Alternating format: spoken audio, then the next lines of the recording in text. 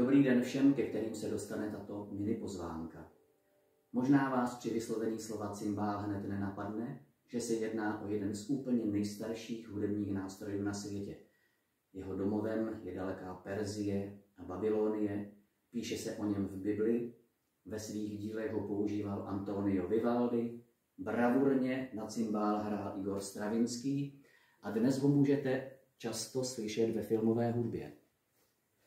Cymbál z tohoto neúplně tradičního úhlu pohledu bych vám rád představil v pondělí 11. září v 19 hodin na nádvoří muzea Bedřicha Hrozného.